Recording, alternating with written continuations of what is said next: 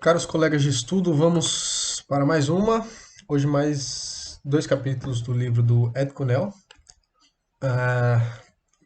Eu já gravei já, fazendo a figura do 8, vai ser o assunto dessa semana, mas eu ainda não parei para fazer o vídeo, tá?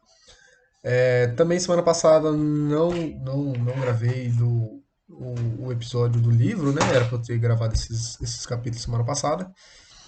Mas eu quis demorar um pouquinho mais para praticar, para ver as coisas e tal, né? Como eu tô passando esse livro de maneira para estudar mesmo, né? Não é apenas para ler.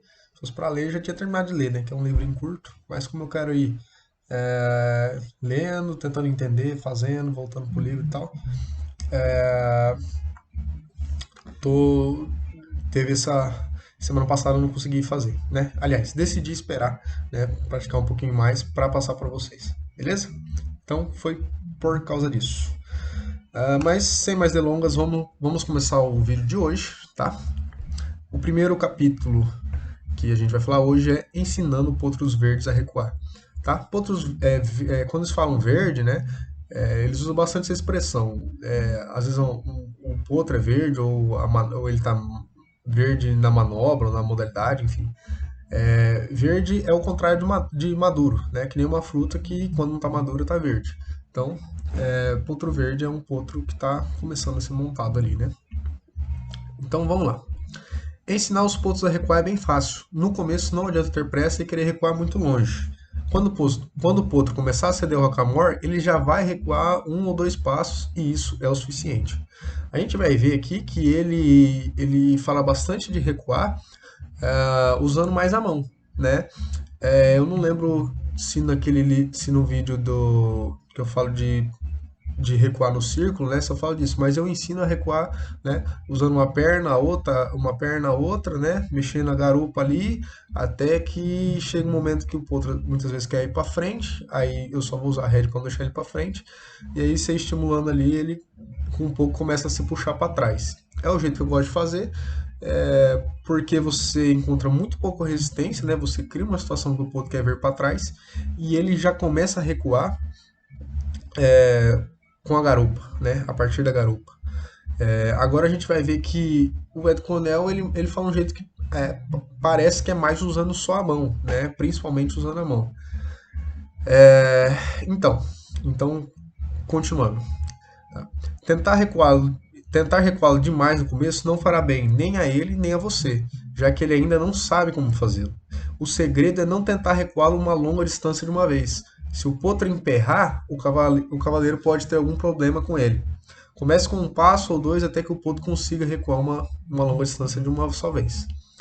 Para pedir para recuar, devemos dar alguns aqueles puxa e solta de um lado, depois do outro, né? De um lado, depois do outro, ou com os dois ao mesmo tempo. Aqui eu imagino que é de maneira alternada, né? Não dá para entender direito, mas eu imagino que seja de maneira alternada. Ou, e como ele fala, o jeito que funciona melhor, né? Não custa tentar dos três jeitos aí no caso, né? Ou você puxa de um lado, puxa e solta, puxa e solta, puxa e solta, puxa e solta, puxa e solta, puxa e solta. Ou você faz esquerda, direita, esquerda, direita, esquerda, direita, ou faz os dois juntos, né? O jeito que funciona melhor. Então aqui ele falando, né, para a gente se ajustar ao cavalo. Né? O cavaleiro deve dar vários puxões leves e esperar, e então começar de novo. Quando o potro recuar um passo ou dois, deixo até o próximo dia. O cavaleiro deve recuar um passo ou dois antes de desmontar. O cavaleiro deve ficar com ele até que ele recue. Dê umas três ou quatro puxadas e espere um pouco, e depois comece de novo. O cavaleiro deve se lembrar de nunca tentar fazê-lo recuar à força e puxar quando ele estiver emperrado. Eu acho que nesse vídeo de recuar no círculo eu falo desse negócio de emperrar, né? Os poços tem um momento no começo, quando eles ainda não sabem muito, né?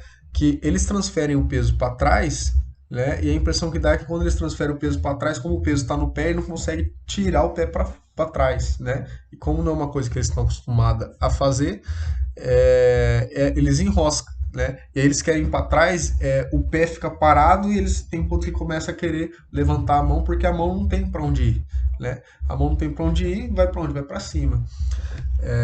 E até tem aquela questão do aparato ali que sustenta o cavalo quando ele está dormindo, né? Para manter ele em pé enquanto ele está relaxado, e esse aparato não desarma, ele não consegue flexionar o pé, não consegue flexionar o posterior para trazer o pé para trás. Então, é comum, né, quando a gente começa a emperrar, a trabalhar o recuo, né, o cavalo dá umas enroscadas, dá umas emperradas. Mas ele vai falar um negócio aqui que eu acho bem interessante mais para frente. Vamos lá. O cavaleiro e é bem aqui mesmo. O cavaleiro deve ser capaz de perceber quando o cavalo está prestes a enroscar e então parar de pedir antes que isso aconteça. Gente, isso daqui para mim é uma das coisas é o objetivo de qualquer horseman, né, chegar nesse ponto aqui, né, que de maneira geral, de maneira assim, o máximo possível, né, você perceber que o seu cavalo vai errar. Imagina isso, né? Você perceber que seu cavalo vai errar, né? Que você vai entrar no problema e você direcionar aquilo para o outro lado antes de entrar nesse problema, né? A gente está acostumado muito com o treinamento de ficar caçando o problema e ficar consertando e tal. Mas imagina essa situação em que eu sei que vai dar problema ali. Eu falo, peraí, vou parar um pouquinho, vou mudar minha abordagem, vou dar um tempo e de repente eu consigo aquilo sem entrar num conflito, né? Quão bom não seria a nossa relação se a gente não conseguisse trabalhar esse princípio, né? O cavaleiro também deve saber o quanto ele vai recuar e se ele não tiver pressa, o cavalo não vai travar.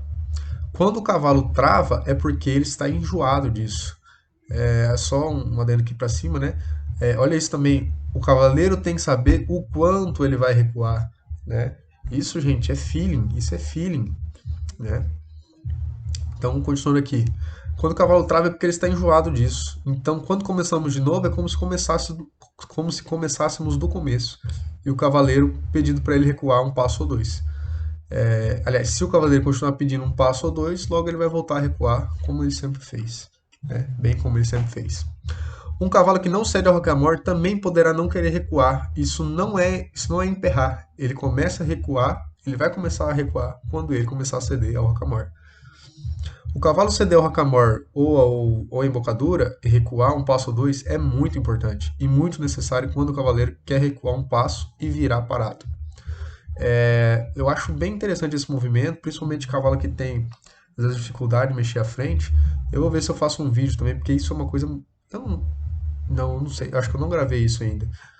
Talvez naquele vídeo do timing das patas, mas eu não tenho certeza. Então eu vou ver aqui. Isso é uma coisa muito legal de se fazer.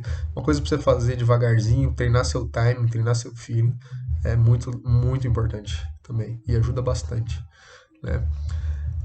Recuar um passo quando for virar o ajudará a transferir o peso para os posteriores e se posicionar de maneira adequada para a virada. Não é necessário que sempre se recue para virar, mas é necessário fazer vezes suficientes para que eles aprendam a transferir o peso para virar, né? Se posicionar para virar. Estudando aptidões naturais. Tá? Aqui a gente pode até fazer um paralelo com o livro do Xenofon, né? Ele vai falar como que a gente escolhe um potro. Alguns potros são esbarradores naturais e outros não. Os potros esbarradores vão andar para frente mais rápido que os outros, já que seus pés já estão posicionados de maneira que o cavaleiro quer eles, né? Então, um cavalo que é aquele cavalo que o pé tem amplitude, né? Se o domador pudesse escolher apenas os com aptidão para esbarrar, seria ótimo. Mas ele tem que lidar com o que é dado a ele e tirar o melhor de cada um. Após 3 ou 4 semanas sendo montado, já se pode escolher os melhores potros, e alguns antes mesmo de serem montados com alguma análise. Pegue um tempo e veja eles se movendo soltos no curral, assistindo cuidadosamente seus movimentos e como eles manejam seu corpo com os posteriores. Os que se movem suavemente podem ser escolhidos. Em alguns potros já se percebe como eles usam os anteriores nas paradas, né? Aquele potro que já para é, já meio que quicando a mão, né? Esses são conhecidos como prop setters. Eu não achei nenhuma tradução para isso daí, mas se a gente juntar a palavra prop com a palavra setters, o que eu achei que tem mais a ver é aqueles cachorro que caça passarinho, os pointer, né? Que ficam naquela posição esticada, assim, apontando para onde eles acham o passarinho. E prop é um esteio, né? Uma estaca que fica fincada. Então, eu imagino que e dá para imaginar, né? Um cavalo que para nessa postura, assim, né? Travadão, assim, né? E estaca no chão. Então, eu imagino que é alguma coisa nesse sentido. E é necessário muito cuidado para manejar esses cavalos corretamente para que parem sem quicar seus anteriores nas paradas. Esse tipo de cavalo deve ser treinado com um set and turn rápido, tá? Rápido não em pouco, rápido não em fazer logo, mas pelo que eu entendi, com mais velocidade. Agora e sempre os potros se mostram preguiçosos por vários meses, mas eles terão muita vida e ação quando não estiverem sendo montados. Eles ficarão atrasados no trabalho, mas eles sempre despertam depois de um tempo, e quando fazem, eles geralmente avançam mais rápido. Algumas vezes esses potros corcoviarão. Sua disposição estará muito relacionada ao seu progresso. Alguns estarão propensos a dar coices montados por um tempo e outros podem querer corcoviar. De qualquer modo, a idade que são iniciados irá influenciar essa característica, né? Lembra que lá no começo ele fala quanto mais novo, né, mais tranquilo, menos esse tipo de atitude será observado nos potros, né? Alguns serão gentis e outros serão rabugentos. Para um domador profissional, a disposição dos pontos são o lado de uma questão que eles têm diversas personalidades e agem de acordo com elas. Tem um artigo, que até foi o Borba que me falou e eu preciso procurar ele.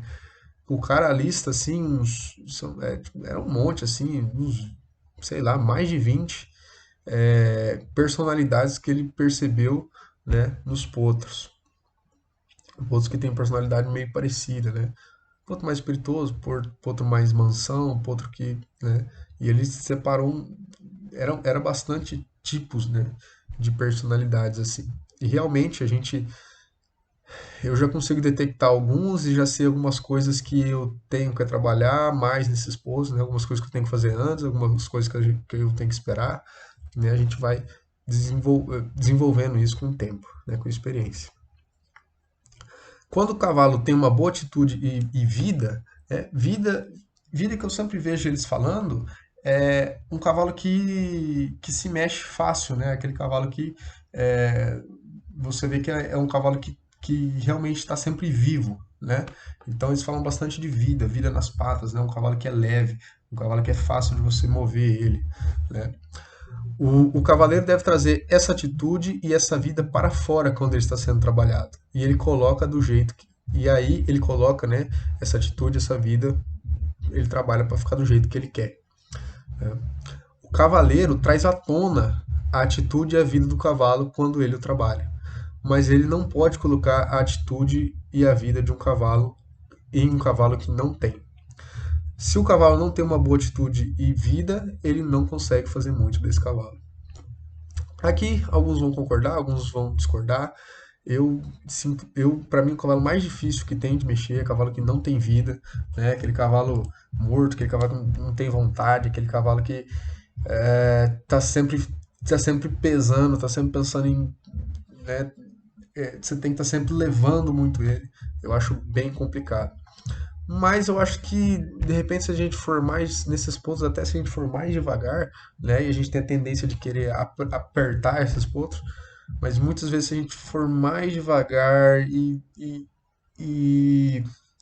assim, fazer questão de sempre recompensar muito quando eles dão um pouquinho mais, quando eles vão um pouquinho mais, eu acho que a gente consegue sim melhorar, né? Melhorar. Mas são pontos realmente que, para mim, são os mais difíceis de se mexer, de se trabalhar. Tem até um videozinho, eu lembro que eu assisti um vídeo uma vez É um filme que chama Tá Dando Onda. E eu lembrei desse filme porque me chamou a atenção esse trecho, que é os pinguins que surfam e é legal que eles trazem uma. Eles trazem um. Eles fazem a prancha de surf de madeira, né? Eles trazem uma prancha de. Eles trazem uma tora do mato e o surfista mais velho lá vai ensinar ele a fazer a prancha e ele fala alguma coisa tipo assim: ó, a prancha já tá lá dentro, você só precisa tirar ela daí, né? Você, quer dizer, ela já tá lá, né? E aí a hora que ele vai cortando a madeira, né, para fazer a prancha, ele fala, não adianta querer brigar com a madeira, vai junto com a madeira. Então, é um trecho bem interessante. E acho que isso tem a ver com os potros também, né? Um potro realmente bom, assim, um potro excepcional, né? Ele tá lá, a gente só não pode estragar, né? Só não pode tirar deles. Principalmente o potro que tem vida, a gente não pode tirar isso deles, porque senão depois não tem como colocar de novo, né? E um ponto que não tem muita habilidade, não tem, realmente é mais complicado. Mas o vídeo de hoje é esse. Espero que tenham gostado. Qualquer comentário, qualquer dúvida, fique à vontade aí para mandar. Eu vou ver se essa semana ainda consigo fazer e postar o outro vídeo falando da figura 8 e tal. Beleza? Valeu, pessoal, e até a próxima.